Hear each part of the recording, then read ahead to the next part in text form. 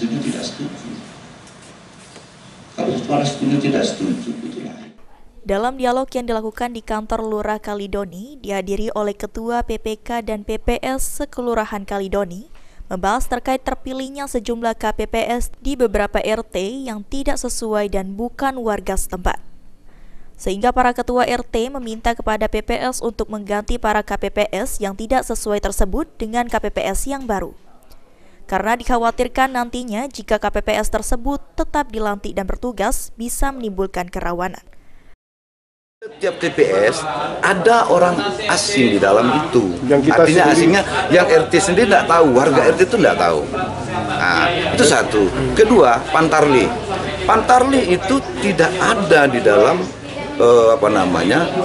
aturan itu yang harus Pantarli ikut di dalam itu. Pantarli itu kan sebelum pemilu sudah dia mendaftar.